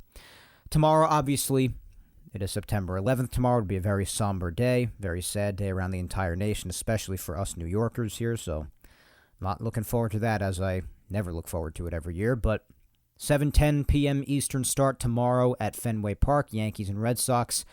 Tomorrow's pitching matchup is set to be Cutter Crawford against Clark Schmidt. Tuesday will also be at 7:10. Rodon is set to take the mound again that day. Wednesday at 7:10 as well. Yankees have not announced a starter for that. 7:15 Eastern on Thursday. Michael King is set to start that game. And then Friday they head over to Pittsburgh for a 3-game set there. First game of that series will be at 6:35 Eastern, as will Saturday the 16th. And Sunday the 17th, next Sunday when we speak again, that'll be at 1:35 Eastern. All right, my friends, so let's move on now that we're caught up to the social media segment. It has been a while since we've done one, so I figured I'd hit you with a Q&A. You ask, I answer. So in the last few minutes or so of the show here, let's get through as many questions as possible. I'll answer as many as I can. And I say the last few minutes because I'm going to keep this short because, like I said before, I wasn't kidding. Especially after the Dominguez news, I got to be just really frank with you. I just kind of don't feel like doing the show anymore. I'm just so, upset by that. That really bothered me. It really did. That was, the main chunk of what I was so happy about when they called him up and how good he was doing and seeing him for the rest of the season. And now even knowing that a portion of his 2024 season is probably going to be impacted, I'm just so beyond upset about this. I can't put it into words. So let's just get to answering some questions, I guess. At Yankee Ken is first saying, what are your thoughts on the Fire Cashman protest that's being held at the Yankees Diamondback game later this month? Well, as far as I'm concerned, it's the same way that I feel about every protest. You know, everybody's got a right to speak their mind in this country. First Amendment, freedom of speech. So as long as it doesn't turn violent and people don't get hurt, people are allowed to speak their mind on how they feel about Brian Cashman and his job performance. Lord knows that I agree with the sentiment because I want Cashman fired, which I am definitely aware of the fact that I have a better chance of hitting lotto than that happening, especially anytime soon, if ever. But as long as nobody gets hurt, I guess I'm okay with it. Just speak your mind peacefully, same way that I feel about all protests, I suppose. At 7 Trivia asks, why did Boone bring in Loaisiga when he threw a ton of pitches the day before? Why does Boone make most of the bullpen decisions that he makes? I have no idea, dude. I don't know. It's not that it even matters anyway, because the games don't matter. They just don't. So I don't know. That's a question for him. I don't get it anymore. Just defeated in case you can't tell. At Matthew 540275 asks, will the Yankees pursue Ohtani in the offseason, or is there too much money on the books with Judge, Stanton, Rodon, Cole, etc.? Well, I definitely think the too much money being on the books is definitely a factor as to why they would never pursue him, but I just don't think they will in general. I don't think Ohtani would want to come here in the first place, like it was voiced when he first got here, that he didn't really want to be on the East Coast or just with the Yankees. Regardless, it just seemed like he was very anti-East Coast. So I just don't think he's going to be coming around here. If he does, I guess it would be to the Mets. I just don't see the Yankees pursuing him. I'm sorry. I don't see it happening. Especially with the latest thing happening with Ohtani in the last couple of weeks. I don't think it happened when we spoke 2 weeks ago about him tearing his UCL. So he's going to need surgery now. And they say it shouldn't impact his ability to DH. But he's obviously not going to be pitching for a long time. It's weird with him, though, because they say that the part of the UCL that he had repaired in 2018, that part's still intact from the best of my understanding, but there's still a part of it that needs to be repaired. So I think they were talking about it being like a less invasive surgery this time or something like that, so it wouldn't be as much time away from pitching and it still wouldn't impact his DHing, but he's obviously still not going to be pitching for some time, so that is inevitably going to impact his value at least a bit. So it'll be interesting to see how much. I think he'll still make a crap ton of money because he's still a fantastic hitter. I don't know how much having a torn UCL is even going to impact his hitting. I imagine at least a little, but I just don't think either way, even despite the circumstances, I don't see the Yankees pursuing him. I don't think it's very likely. I think they're very likely to be just looking at other areas. I know that there's other potential international prospects that they're looking at. They could just go down a lot of routes, but I don't think Ohtani's one of them. I really don't. All right, up next, let's see which question we'll go to. We'll go to Rebecca at Peace Now for Life asking, Maddie and I want to ask if you think the kids, Dominquez, Peraza, Wells, Pereira, will all be starters on the team next year, or will they be back in the minors? This is such a sad question to have to answer now. Thank you for the question, though, Rebecca. And shout out to you and Maddie as well, your daughter. Well, Dominquez is going to be on the injured list. God, I hate saying that. Oh, why can't we just have nice things? Why can't we have nice things? Why must we suffer? Oh, God. Peraza, Wells, and Pereira. I don't know. Peraza and Pereira are kind of questions. Wells better be up here. You know, assuming he finishes off this last month, unless he gets hurt too. Don't tempt fate, Mike. Better knock on wood there. For God's sake. But yeah, he should definitely be here next year, should Wells be. Definitely. Pereira and Peraza, more of a question. They should be. I think they have a chance to develop more, but then also it's like, where do you put Peraza, especially? Like Pereira, I guess you could continue to give him more chances in the outfield. But like Peraza, especially, if you're going to have, if Rizzo's healthy, again, a lot of ifs, that's the problem. We just don't know right now. Rizzo's got to be healthy next year to retake first. You got to see if Glaber's brought back. That's another factor. Volpe's obviously going to be here. And DJ, assuming they hang on to Torres and Rizzo's healthy, then DJ's probably going to be at third base more regularly than not. And then where you put Peraza's. But it depends on a lot of what happens this winter. That's a tough question. So there's a lot of factors that have to be considered. And Pereira, I mean, unless they address the outfield in another way, I imagine he'll still be up here. But we'll see. A lot of it depends on what they do this winter. A lot of it. All right, let's just do a few more, honestly. At Rebirth Chaos 09, my buddy James. James asks, will Hal actually do something in the front office to change the philosophy of how this team runs? Hal was the one that ordered Cashman to call up the kids. 2, do the Yankees fire Boone? And 3, should the Yankees eat the remaining years on Stanton's contract? I was just talking about that before. Should they? I mean, it's up for debate. I mean, if you're already done with him after the season that he had, then yeah, I guess. I mean, I'd be willing to see what he has in store next year, if hopefully he's more healthy than this year, because this year is just a mess between just being injured for a while and then coming back, and especially in times where he was most needed to really put the team on his back, like we've seen him do in the past, just didn't do that this year. It was absolutely dreadful, horrible season for him. He'd be the first to tell you that, which I appreciate. That is part of what I appreciate about Giancarlo, always have and always will, but it doesn't change the fact that it was freaking horrible. So, I probably give him another year, but he also is kind of like the personification of what's wrong with this team, just like all or nothing righty, big power guys, I guess. It's really just put a bad taste in a lot of people's mouths. I mean, I'd be willing to give him another shot personally, bias-wise, because I like him. I can still like the guy and admit that he had a putrid season, which he did. Inexcusable. But eating the remaining years, the Yankees are not going to do that. You know how much money he's owed over the next 4 years, and plus if they pick up that club option at the end of the contract, he is owed a lot of money. I doubt that they do it. So should they? I'd give him at least a portion of next year. Would they? Absolutely not. I really doubt it. I really, really doubt it. Things would have to get legit catastrophic with him in order for that to happen. Will Hal actually do something in the front office to change the philosophy? I doubt it. I mean, they keep on saying how they might get some outside people to really analyze the organization from top to bottom. I mean, I'll believe it when I see it. And even if they do see it, I mean, these people are so demented and delusional as to think that their process actually works. They've said that so many times in the past, no matter how bad things get. So I definitely do question just how much they'd be willing to look into things, but I guess we'll see. I wouldn't hold my breath, though, if I were you. Do the Yankees fire Boone? Not a shot. Not a shot. If they do, then it's just going to be a scapegoat thing because I've said many times just getting rid of Boone is not going to solve anything. Maybe like a little bit, if that, not nearly enough to make the team as successful as some people think. The players seem to stick up for him, so I don't think it would do much of anything. I really don't.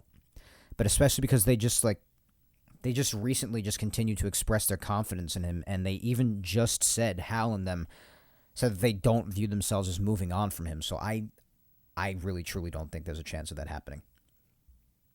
Up next is Spencer at Musician DMD. What's going on, Spence? Spencer asks, Garrett Cole has been a bright spot for the 2023 Yankees. Besides being the leading candidate to win the Cy Young, I think Cole deserves consideration and a few votes for MVP. First off, I know he won't win. Secondly, I know the reason why many fans don't vote pitchers as MVP, but I do think he's meant so much to the Yankees, an almost guaranteed win every time he takes the mound, that he deserves a second or third place vote perhaps, or two. And he deserves to be even just a little bit in that conversation. Do you agree or disagree? Does he deserve any merit of MVP consideration? I wouldn't say so. I'm really one of those people who's not a fan of a pitcher winning the MVP. I think they have their own award, the Cy Young, for a reason. I definitely do understand the sentiment of him being the most important factor of the team this year. I would definitely say the most important Yankees, if I had to say. I do have to give credit to guys like Clay Holmes and them out in the bullpen who, for the most part, rediscovered themselves. But the biggest ones I have to give credit to, Judge missed a significant amount of time, but he still has put up pretty good numbers, to say the least, for the time that he has been there. But for the ones who have been there the entire time through the good and the bad, which most of it's been bad this year, let's be honest, I think the ones that I have to give the most credit to are probably Garrett Cole and Gleyber Torres. I know Glaber's got his boneheaded mistakes, but from an offensive standpoint, and with how Garrett's done, I'd say they've been the most valuable Yankee players this year. I think so. And then Judge probably in third, or around second, pretty close to Gleyber, but Gleyber was there the entire time, really.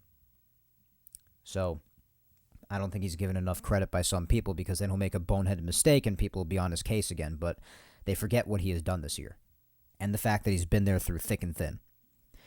But I do understand the sentiment saying about how important Cole is to the team. But as far as overall MVP, I'm not a fan of that. So I'm going to say no.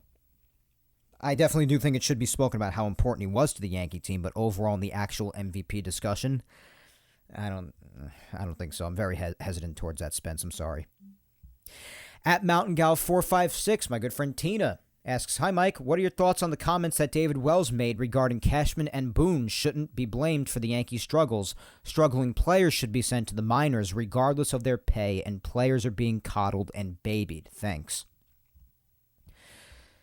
Well, I'll first off say that I think David Wells is a little, overbearing with his stuff at Old Timers Day. I don't think that's really the place to be making these thoughts heard like this, getting so heavily into the game itself. I definitely do think he's entitled to his opinion, and I actually do agree with some of the things he says. I do. I'm not going to say that he can't say them, or that he's a complete loser for saying them, or that he has no right to them, or whatever. He has every right to say it. I just think that there's a time and place for everything, and I didn't really think that Old Timers Day was really the venue for that sort of a thing, I don't know if that makes sense, but that's just my thought process. But one thing I totally did disagree with completely was him basically exonerating Cashman and the front office pretty much, and putting the full blame on the players. I think it needs to be balanced. I think Cashman deserves actually most of the blame because he's the one who constructed the team in the first place, but a healthy chunk should go to the players as well because they're the ones in the actual field. So I agree with that part of his statement, but I cannot tell you how much I could possibly humanly disagree with basically exonerating Cashman and the Yankees organization front office for the blame, because that is utterly ridiculous, and it's just not really... That's just a denial of reality, too. just like the front office has a tendency of doing so often. I don't think it helps anybody to exonerate them of blame. It doesn't help themselves. It doesn't help the fans. It helps nobody. So I definitely don't agree with that part. I do agree that a lot of the blame should be towards the players as well. Sending them to the minors regardless of contract or pay, I mean, I'm not even sure you could do that with a lot of the guys based on, what the deal is with their contracts, but or like if they have options or anything. A lot of it goes into that too. You got to remember, like, it's just not that easy. Just like send them right down like it used to be. But it's complicated. I definitely do think that the players need to be held more accountable. They need to hold themselves more accountable. That's why, even though it doesn't exonerate him from having a horrible season, that's why I appreciate a player like Stanton, someone who will be the first one to tell you that he sucks right now. But I definitely do think that struggling players should have more pressure on them to turn it around. I don't like the whole mentality of, oh yeah, you got to pretend like everything's okay, or just only focusing on the positive when everything's negative. No, you can't deny reality. It's going really badly. What are you going to do to change it? That's really all. So that's why with David Wells, I'm kind of like hit or miss. Some of the things he says I really agree with. Some of the things he says I totally disagree with. I guess for the most part with the players, like, really just making them more accountable and putting more pressure on them to turn things around and everything like that. I guess I agree with him with those. But when it comes to like exonerating Cashman and or his front office of virtually any blame, I can't tell you how much I disagree with all that. I do think that it's not really the right time or place for it, though, as I said. So David Wells is a very polarizing person, so it's complicated. I very much respect him. I love the player he was, and I very much respect what he accomplished. But he's definitely not shy to hide his opinions, and I respect him for that.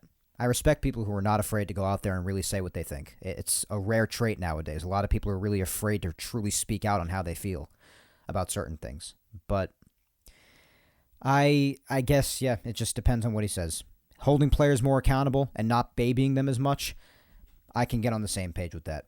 Exonerating blame of the front office, cannot tell you how much I disagree. Cannot tell you.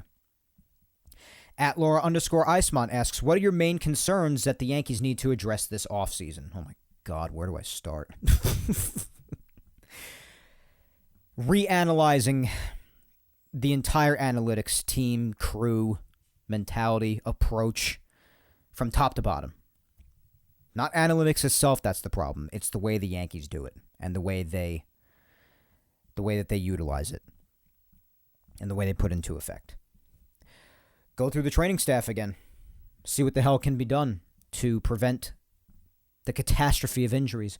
I realize that injuries happen all around the game, but you cannot argue against the fact that the rate at which it happens with the Yankees is just about unlike anything we have ever seen before. It's absolutely outrageous. Something has to be done.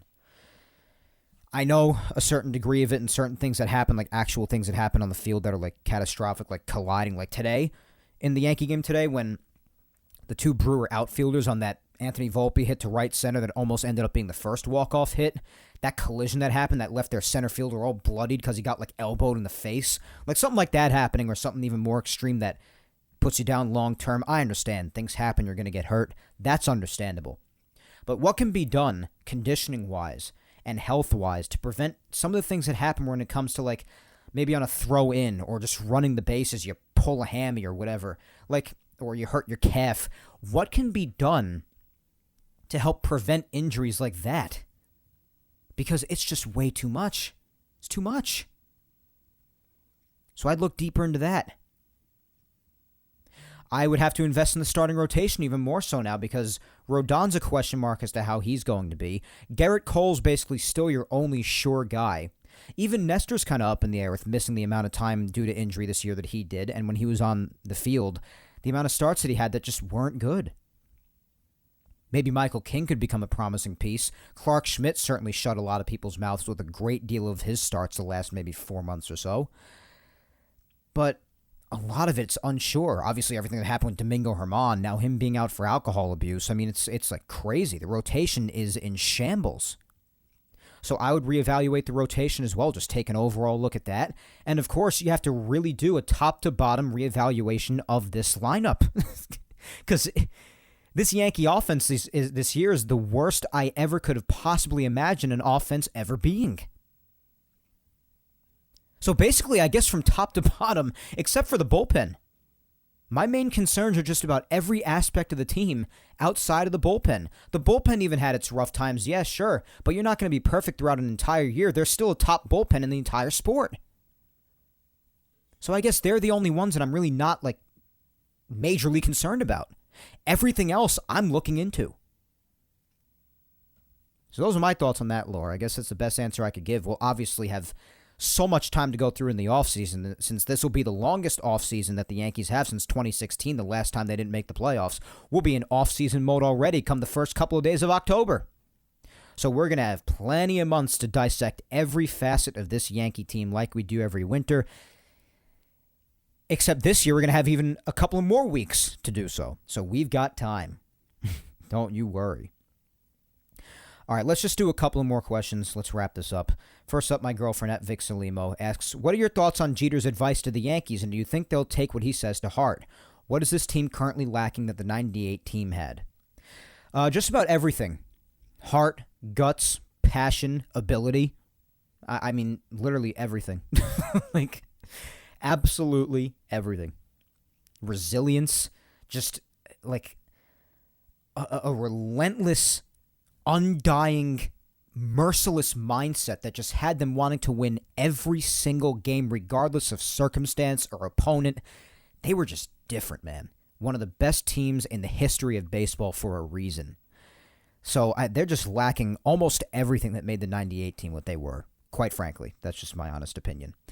Jeter's advice, I mean, he's very blunt about it. I mean, they always ask him, what does this current Yankee team have to do to turn things around and everything? He just says win. It's as simple as that, and it is. You got to win. And you don't have a lot of winners on this team. Not too many. They're there, but not too many of them. The main ones obviously being like Judge and Cole. And, Jason was a big part of that, but now he's gone for God knows how long. You hope Volpe continues in his development come next year, and so do some of the other kids. This organization's in a bad way, man. It really is. Until you really put it into perspective and think about it, you really just realize this, especially in light of the Jason Dominquez news today, which, again, is catastrophic. This organization is in a bad way, guys. They're in a lot of trouble. So they could take the advice as much as they want, as long as the team isn't properly constructed, and as long as the players don't have what it takes to do what's necessary to win, or even just stay on the field in order to do what's necessary to win. I don't know. Just it's tough. It's really hard these days with the Yankees. It's really hard. Last but certainly not least, as always, is my mom, Julia Gina Scudero, and she asks, "Hey Mike, hi Mom. It was great to see Higashioka hit a walk-off to win today's game. My question to you is, do you think the young people will be on the roster next year, since this year's team has proven they can't play baseball anymore?" I think this team will do very well with the rookies leading the team. I think Jason Dominquez is insane. What a player. The front office better not screw that up. Oh, my God. Jason questions are going to do nothing but just depress me. But yeah, the Higashioka walk-off was hysterical today. It was a really funny game today. But yeah, I mean, I guess the younger people should be the focus. I mean, 2024 is really up in the air given the state the team is in. A lot of question marks. It's crazy. Really a big mystery as of now. But the kid should definitely play a role, especially Jason, whenever it is that he comes back from what's going to be Tommy John surgery. So we'll see. They should have a big role, but who knows? When it comes to the front office, anything's possible. Very likely that something could get screwed up. Who knows? That's my answer to everything right now. I just really don't know. Guess I'll always have how awesome Old Timers Day was. Seeing Jeter, my absolute idol, be there for the first time ever, and him with his usual wit, and hearing everybody reminiscing and seeing everybody again. I guess I'll just have to hang my hat on that for now as far as finding meaning and good things that have happened lately. Guess I'll use that for a most recent positive. I don't know, guys. In case you can't tell, I'm just beyond defeated. Just got to play out the rest of the season right now. Have the season end because I need it to end. I need that's the overall thing of this episode, finding any sort of meaning, which losing Jason Dominguez has taken even more meaning away from an already meaningless year, and just needing the season to end now. 2023 has been beyond anything any of us could have ever imagined, and it needs to end. Dig a grave and throw it in. Since that needs to end, so too does this episode, guys. So that is all for episode 194 of Yapping Yankees today. What a disaster. Oh, what a day. Remember to follow me on all socials, guys, if you don't already. Facebook fan page is Mike Scudero NY. My Twitter is at Mike Scudero. And Instagram is Mike Scuds97. Please be sure to subscribe to Yapping Yankees on all 4 of the platforms it's available on: YouTube, Apple, Spotify, and SoundCloud.